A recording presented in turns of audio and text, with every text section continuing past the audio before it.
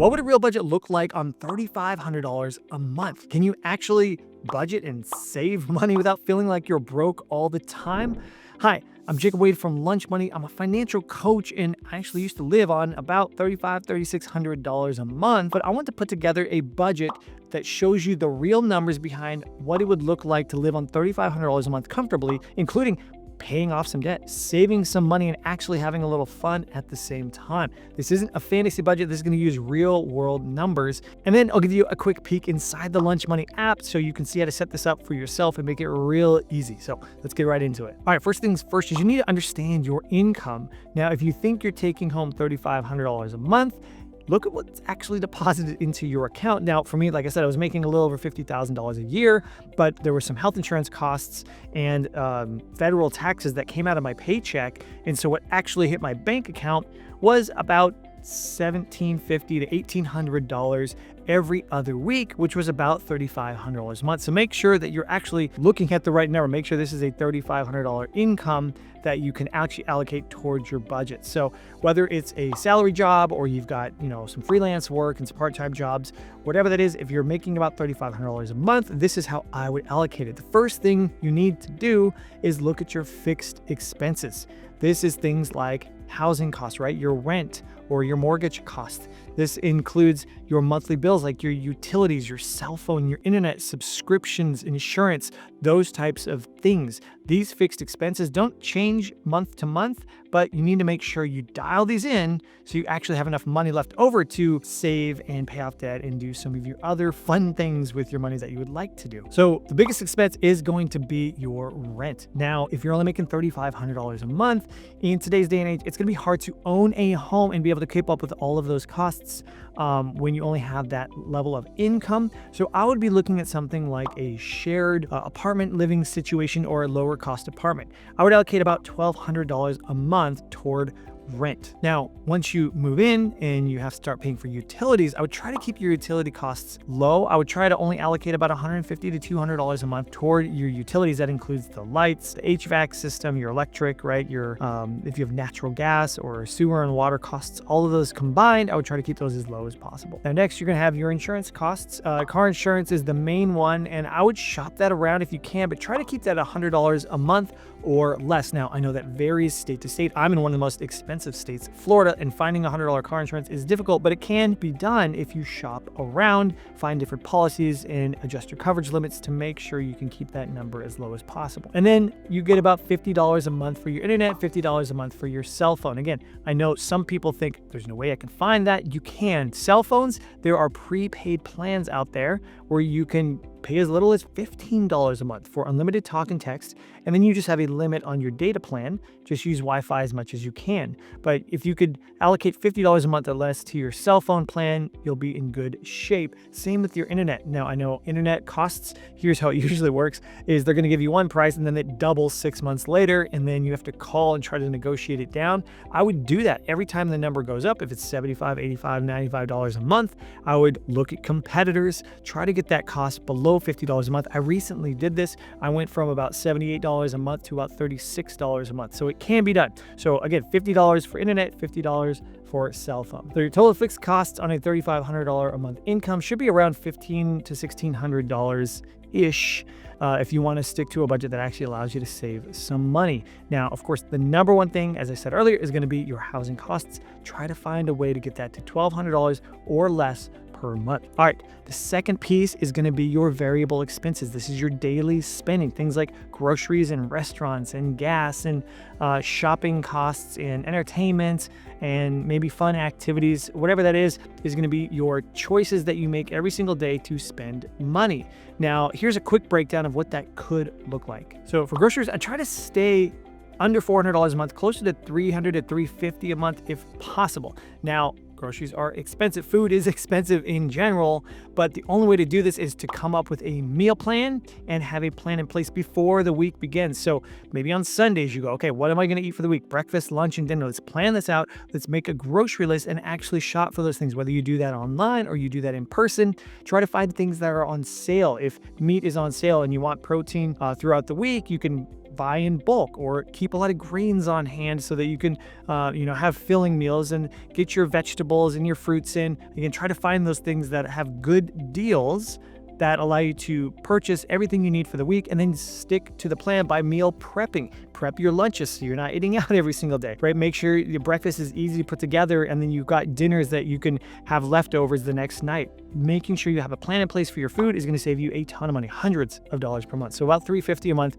for groceries. Now, it depends on where you live, your commute. This could be flexible, right? You might have to take money from a different category, but if you could stick to around $100 a month, that's a reasonable amount to spend for gas. If you're spending way too much because you drive a big truck and you only get, 9 miles a gallon, you're going to want to rethink your car situation. Try to find a good commuter if you're driving to work every day, especially if it's over 10 miles. I would look at something like a Honda or a Toyota, like a Corolla or a Civic or an Accord, something that gets 20 to 30 miles per gallon or more, where you can save a lot of money on gas. All right, and then restaurants, you got to have a little bit of fun and you got to eat out. You don't want to always cook for yourself, even though you are going to have a good meal plan in place. It's nice to have some money set aside, but you can only budget about $100 a month to eat out. Now, if you go to a nice place, that's going to be one and done for the month. If you go to more budget-friendly places, you could do that a couple of times a month. All right, and then you can allocate about $75 a month for entertainment. This could include streaming services, your Netflix, your Peacock, whatever, things like that. You could also include maybe the county fairs in town, or you want to go out to a movie with friends, or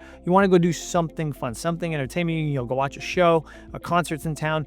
You could put about $75 a month aside for entertaining things. And then for just general household items or miscellaneous, I kind of like to have just, a buffer account there, about $125 a month to make sure you can take care of toiletries and cleaning supplies and toothpaste and soaps and things like that for the house, and then any other miscellaneous item that comes up. All right, now that you have your essentials out of the way, you got your fixed expenses and your variable expenses covered, you're gonna wanna save for upcoming expenses that maybe aren't happening this month. I like to call these savings buckets, but you save small amounts per month for a larger expense later. So at a minimum, you should put aside money for Christmas, birthdays, and maybe some travel or vacation. Because if those things are going to guarantee happen at some point in the future, you should set aside money now so the money's there when you need it. So let's say you put about $50 a month aside for Christmas, so you'll have about $600 there.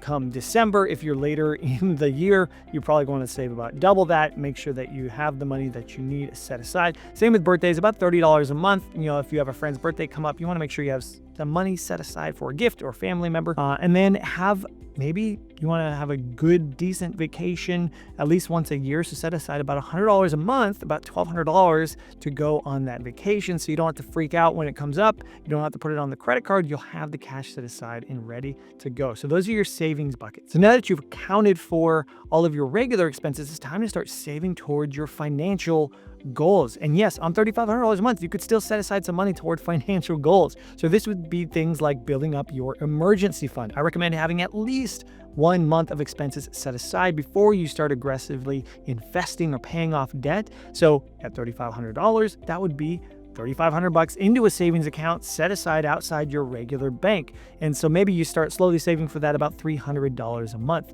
Next, you're going to want to make sure you set aside money for investing, right? If you have the funds available, something like a Roth IRA allows you to put up to, a little over $600 a month. So next, you're going to want to set aside some money for investing. If you have a 401k at work and maybe they have matching funds there, definitely go for that. But if you don't, you can open up something like a Roth IRA. A Roth IRA allows you to put a little over $500 a month away, $7,000 a year, but maybe you don't have quite that much available. So maybe put aside just about $150, $200 a month, whatever you feel comfortable with, to start that investment journey. Let compound interest start to do its work. And if you do have debt payments, let's say you have a credit card with a $2,500 balance, and you want to start knocking that out because you're paying high interest on it. You should definitely be saving for your emergency fund, but start knocking out that credit card debt at the same time. You can put a couple $100 a month toward that and start taking that out. $200 a month will knock that out in a year, right? If it's about $2,500, 12 months, $200 is about $2,400. So you can take care of that in the next year. So make sure you're setting aside for emergencies, make sure you're investing at least something, and make sure you pay off that debt. So there you have it. We've taken taken care of your fixed expenses. We've taken care of your variable expenses. We're setting some money aside for upcoming expenses like Christmas or a vacation. And now you're actually starting to hit your savings goals. You're building that emergency fund. You're investing a little bit and you're taking care of any remaining debts that are outstanding. All of that can be done on a $3,500 a month budget. So I want to show you how this actually works inside the Lunch Money app. So if you take a look here in the Lunch Money app, in the budget view, I put up a $3,500 income and I've got these 4 sections. And in these sections, I have them built out so you could see it separated into the 4 sections we talked about in this video. So for example, fixed expenses, we have your housing costs, your rent, your car insurance, utilities, a cell phone bill, and internet bill, right? So now your bills are taken care of right here. Then you've got your daily spending. We talked about groceries, gas, restaurants, entertainment, household. I did add another section in here called buffer. I like to have a couple $100 just sitting there just in case, because life happens and you can't plan for every expense. So I put $200 in that buffer account. We've got this savings buckets account. I recommend actually opening separate savings account, something like the Capital One 360 Performance Savings Account. You can open several of them and you can name it Christmas. You can name it birthdays and vacation. You can name it these things and transfer the money from your checking into these accounts every single month. So you can put $50 toward Christmas, 30 toward birthdays, 100 toward that dream vacation that's coming up. And then finally, we've got your financial goals built into the budget. So we're going to put $300 a month toward that emergency fund. Remember, once you get a month ahead, you can start aggressively paying off debt or investing even more. Well, a month ahead is just $3,500. $300 a month to get there in a year automatically. So $300 a month equals $3,600 put away. So in the next year, you'll have a basic emergency fund in place and you'll be investing and you can pay off debt or save even more a lot quicker. I said we're going to put about $150 a month towards your Roth IRA and then about $200 a month on that credit card bill that's outstanding. So as you can see, right inside Lunch Money, we can quickly put together a budget, have these 4 main budget categories set up, and then you can add the numbers. The cool thing is we're going to connect to your financial accounts like your credit card or your bank account. And as the spending happens, we'll show you in real time the activity that comes through. We'll even show you the past activity, right? So we'll look at your utilities, for example, and go, okay, back in February, you spent about $213 a month. And back in March, you spent about $170. So this month, should you allocate a little bit more than $150? Maybe, right? So maybe I need to go in here and go, okay, it's going to be closer to $200 a month, right? So you can quickly see the data once you connect your financial accounts about where your money has been going, and then you can create a realistic budget you can stick to. And of course, as the transactions come through, we'll show you exactly how much you have left for the month. So let's say your cell phone bill comes through, or let's say you go to the grocery store and you spend $120. We'll show you got about $230 left for the month. So you in real time can see, what do I got going on? I can consult the budget and make good financial decisions. So this is just an example of what I would do if I was putting together a budget for a $3,500 income. This is pretty close to about what I was doing back when I was making a little over $50,000 a year. So I would love to hear from you. Do you make about $3,500 a month? Is this close to a budget that you would put together? What other tips or tricks would you add to this budgeting strategy? I would love to hear. Just drop a comment below. And if you want to try Lunch Money and put together this budget for yourself, it's quick and easy. We have a free 30-day trial. There's a link below. You just click, sign up, connect your financial accounts. We'll bring all those transactions in. We'll show you, hey, here's about where your money has been going. And you can quickly put together this budget. Just copy what I put together here, and you can start tracking your money, making better spending decisions, making more informed spending decisions so you can actually start to save money, pay off debt, and hit those financial goals for yourself. And if you want to figure out how to save even more money, I've got 8 saving strategies right here to save more money, even if you have a lower income. So check it out.